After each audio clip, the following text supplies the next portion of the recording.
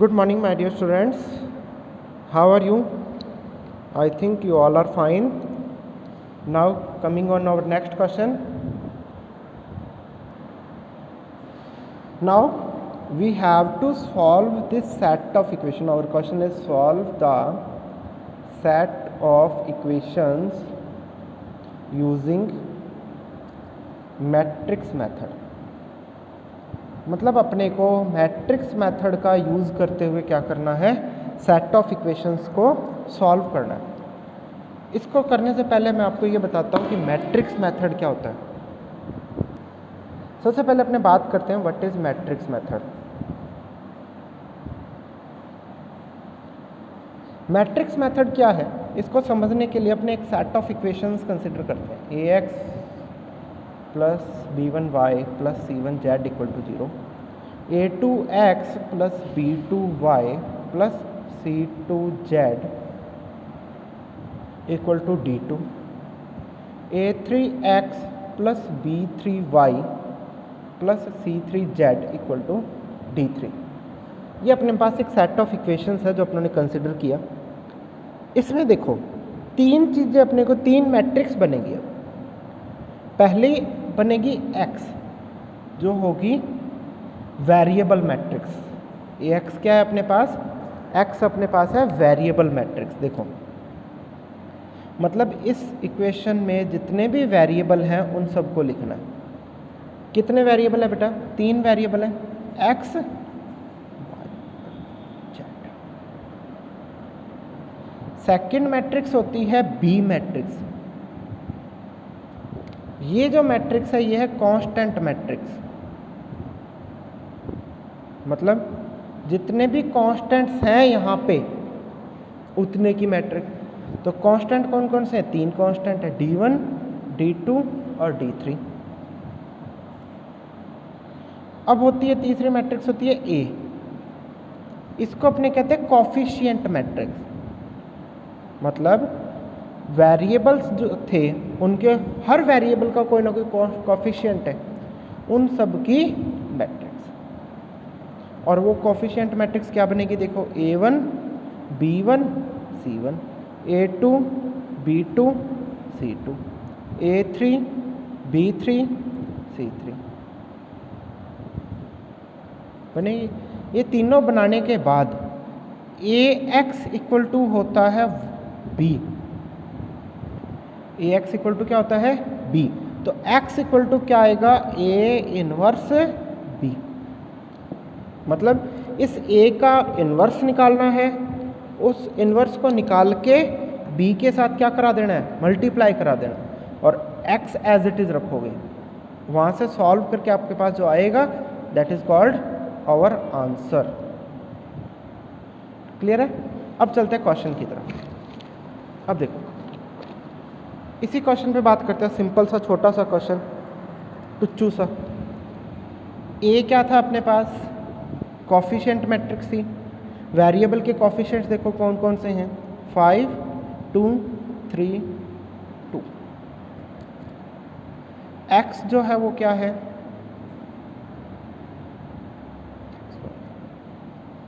B जो है वो है 3 5, these 3 are there। अब अपने को क्या करना है, ax इक्वल टू बी होता है, तो 5 3 2 2 इंटू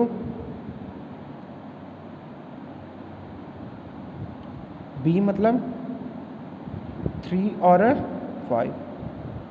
इसका सॉल्यूशन क्या होगा, इसका सॉल्यूशन होगा a इनवर्स b। मतलब a मैट्रिक्स का क्या निकालना है अपने को, b, a इनवर्स निकालना है। आ जाओ निकालते हैं इसका भी, a इनवर्स।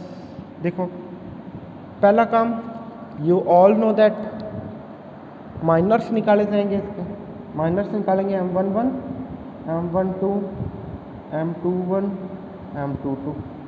m11 निकालोगे तो देखो क्या आएगा, ये रो ये कॉलम ख़त्म 2, m12 के लिए ये रो ये कॉलम ख़त्म 3, 21 के लिए ये रो और ये कॉलम ख़त्म 2, और 2 के लिए इस 2 के कॉरस्पॉन्डिंग रो कॉलम खत्म हो जाएगा, बचेगा क्या 5।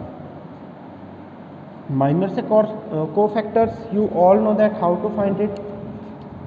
2 क्योंकि इनका सम इवन है, इनका सम ऑड है तो -3, इनका सम भी ऑड है तो -2 और इनका सम क्या है इवन है तो 5। ये आ गई आपके पास कोफैक्टर मैट्रिक्स। क्या आ गई 2 -3 -2 और 5। इस कोफैक्टर मैट्रिक्स का मैं यूज़ करूँगा किसके लिए, एडजॉइंट निकालने के लिए। एडजॉइंट होता है कोफैक्टर का ट्रांसपोज, तो कोफैक्टर का ट्रांसपोज करो, ये आ गया आपके पास, यस और नो आ गया जी। अब इस एडजॉइंट का तो अपने पास आ गया, ए इनवर्स निकालने का फॉर्मूला क्या होता है मेरे पास, ए इनवर्स निकालने का फॉर्मूला होता है एडजॉइंट ऑफ ए अपॉन में मोड ऑफ ए। तो अब अपने को क्या करना है, मोड ऑफ ए चाहिए। मोड ऑफ ए का मतलब 5 3 2 2 को डिटर्मिनेंट की फॉर्म में लिख दो। करो इसको भी solve. Front diagonal 5 × 2 10, back diagonal 6, 10 - 6 4, मतलब मोड ऑफ ए की वैल्यू आ गई अपने पास 4। ए इनवर्स देखो क्या आएगा 1/4 2 -3 -2 5। ये मेरे पास आ गया क्या A inverse. x equal to होता है ए इनवर्स बी। x की वैल्यू देखो क्या है, स्मॉल x और स्मॉल y है। ए इनवर्स देखो क्या है बेटा 1/4 एज इट इज, 2 -3 -2 5, और b की जो वैल्यू है वो क्या है 3 और 5। करो मल्टीप्लाई, क्या आएगा x y as it is 1/4 as it is, first row first column 2 × 3 6 -2 × 5 -10। यहाँ देखो second row first column -3 × 3 -9, 5 × 5 25।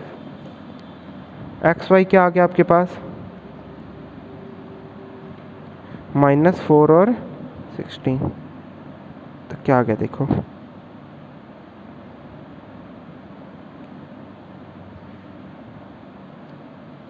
This is our value of x and y. मतलब एक्स की जो वैल्यू है वो -1 है और वाई की जो वैल्यू है वो क्या है 4 है। ये आपके पास पूरा क्वेश्चन है। Let us now coming on question number 13। Question number 13 में अपने को 3 इक्वेशन का एक सेट दिया हुआ है। अपने को इन 3 इक्वेशन के सेट से क्या करना है, ए मैट्रिक्स बनानी है, एक्स बनानी है और बी बनानी है। ए वही कोफिशिएंट मैट्रिक्स, बी वही कांस्टेंट मैट्रिक्स और एक्स वही वेरिएबल मैट्रिक्स। अब देखो अपने पास जो इक्वेशन होती है वो होती है A x equal to B और सॉल्यूशन होता है उसका x equal to A inverse B. मतलब सबसे पहले अपने को निकालना पड़ेगा ए इनवर्स।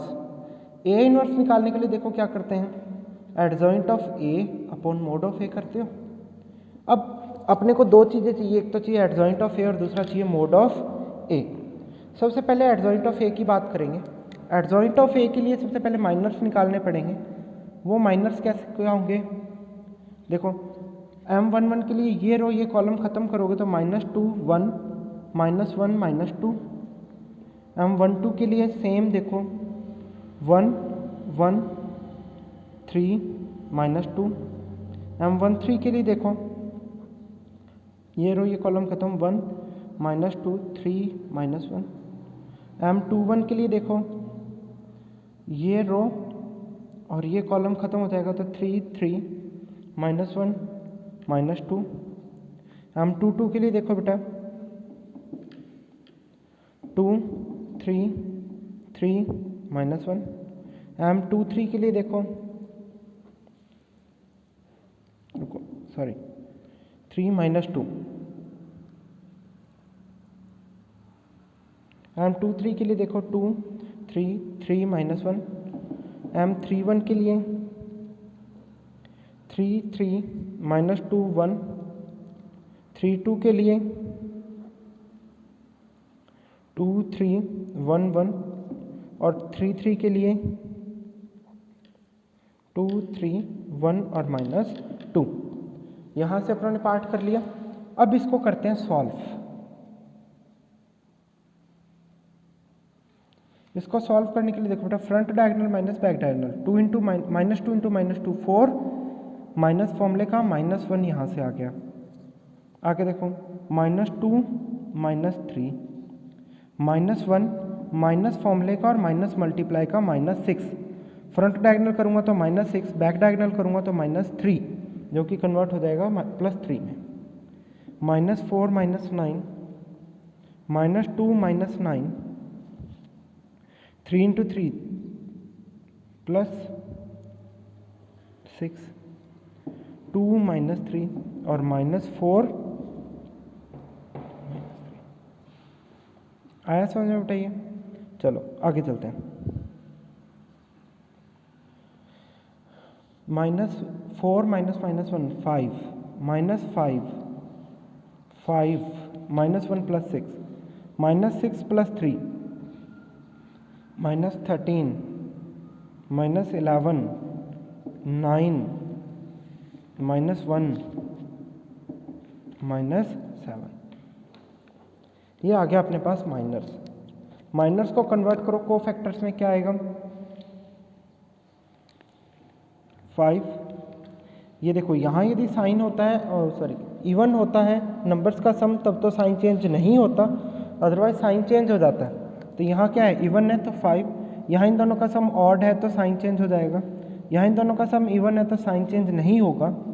ऑड है तो sign change, even odd even odd और इवन। कोफैक्टर क्या आ गया बेटा यहाँ से? ये सारे कोफैक्टर्स हैं, इनको मैट्रिक्स की फॉर्म में लिखेंगे तो 5 5 5 3 -13 11 9 1 और -7। इसको एडजॉइंट की फॉर्म में लिखोगे तो एडजॉइंट की फॉर्म में लिखेंगे तो कोफैक्टर का ट्रांसपोज कर दिया जाएगा। ट्रांसपोज देखो क्या आएगा, 5 5 5 3 -13 11 9 1 -7। ये आ गया एडजॉइंट। मोड ऑफ ए निकालने के लिए अपने को पता है क्या होता है, एलिमेंट को यदि उसके कोफैक्टर से मल्टीप्लाई करके सम कर दिया जाए तो मोड आ जाता है। 2 को उसी के कोफैक्टर से मल्टीप्लाई कर देता हूँ, 3 को भी उसी के कोफैक्टर से मल्टीप्लाई कर देता हूँ, और इस 3 को भी इसी के कोफैक्टर से मल्टीप्लाई कर देता हूँ। देखो क्या आ गया, 2 × 5 10 +15 +15, ये आ गया जी 40। आई कहानी समझ में बेटा? मोड ऑफ ए आ गया। तो यहाँ से ए इनवर्स क्या आया, देखो एडजॉइंट ऑफ ए अपॉन में मोड ऑफ ए, तो 1/40 5 3 9 5 -13 1 और 5 11 और -7। ये आ गया अपने पास ए इनवर्स। अब सॉल्यूशन निकालने के लिए करना है ए इनवर्स बी। एक्स की वैल्यू है x y z, A inverse की वैल्यू है जी 1/40 3 -13 11 9 1 और -7। बी की वैल्यू क्या है जी 5 -4 और 3, इनको करो मल्टीप्लाई, 1/40 एज इट इज पढ़ा रहने दो, 5 × 5 25, 3 × 4 -12, 9 × 3 27। सेकेंड रो फर्स्ट कॉलम देखो, ये वाली रो को इसके साथ करते हैं, 25 + 52 +3। Third row first column 25 -44 -21। आया समझ में बेटा? ये आ गया अपने पास क्या, एक्स वाई और जेड। अब इस एक्स वाई जेड को क्या करना है अपने को, एज यू नो सॉल्व करो इसको। 40 80 25 और 4 बचा, 4 में से बचा तो -40 आ गया यहाँ पे। करो डिवाइड, 1 2 -1, ये आ गया अपने पास x y और z। तो x की वैल्यू आ गई 1, y की वैल्यू आ गई 2 और z की वैल्यू आ गई -1। इसी तरीके से ये आपका क्वेश्चन नंबर 13 है। इसी तरीके से अपने चलते हैं क्वेश्चन नंबर 16 पे। क्वेश्चन नंबर 16 में आपको दिया हुआ है cost of 4 kg onion, 3 kg wheat and 2 kg rice is 60। Cost of onion 4 kg wheat और 6 kg राइस की 90 है, और फिर उसने थर्ड कंडीशन वापस दी हुई है। अपने क्या करते हैं इसमें, लेट कर लो कॉस्ट ऑफ अनियन की कॉस्ट है जी x रुपीज़, वीट की कॉस्ट है जी y रुपीज़ और राइस की कॉस्ट है z रुपीज़। फर्स्ट कंडीशन देखो, 4 kg अनियन की कॉस्ट कितनी होगी 4x, 3 kg वीट की कॉस्ट 3y और 2 kg राइस की कॉस्ट 2z। इन तीनों का सम कितना दिया उसने 60 रुपीज़ दिया। सेम एज सेकेंड कंडीशन के अकॉर्डिंग 2 kg अनियन की कॉस्ट कितनी होगी 2x, 4 kg वीट की कॉस्ट 4y और 6 kg राइस की कॉस्ट 6z। इन तीनों का सम उसने पे किया 90 रुपीज़। 6 kg अनियन की, 2 kg वीट की और 3 kg राइस की कॉस्ट उसने करी पे, वो करी 70 रुपीज़। ये उसने तीनों कॉस्ट पे करी। इन तीनों से अपने पास 3 इक्वेशन बन गई हैं। Find the cost of each item, each item की कॉस्ट मतलब x y और z की कॉस्ट निकाल दो using matrix method, matrix method का यूज़ करते हुए। तो मैट्रिक्स मेथड का यूज़ करो, वही 3 इक्वेशन मैट्रिक्सेस बनाओ, तीनों मैट्रिक्स बनेगी, उनको सॉल्व करोगे आपके पास सॉल्यूशन आ जाएगा। और वही क्या होगी, जो सॉल्यूशन यहाँ से x y z की वैल्यूज़ आएंगी वही इसका आंसर होगा। गाइस मेरी तरफ से एक्सरसाइज 4.6 कंप्लीट है। आपको अब अपनी नोटबुक में ये सारे क्वेश्चन सॉल्व कर लेने हैं। कोई प्रॉब्लम हो किसी भी तरीके की तो मेरे से पूछ लीजिएगा। आपको 4.6 के क्वेश्चंस और मिसक्लेनियस के वो क्वेश्चंस जो अपने सिलेबस में है, एक सिर्फ प्रॉपर्टीज़ का पार्ट कटा हुआ है, उसको हटा दीजिएगा। उससे रिलेटेड क्वेश्चन आपको मिसक्लेनियस के नहीं करने, बाकी सारे क्वेश्चंस कर लीजिएगा। यदि कहीं भी कोई प्रॉब्लम आए मिसक्लेनियस में या एक्सरसाइज 4.6 में तो मेरे से डायरेक्टली कॉल करके पूछ लीजिएगा। ये वर्क आपको कल शाम तक कंप्लीट करके मेरे को सबमिट करना है। Thank you guys, have a nice day.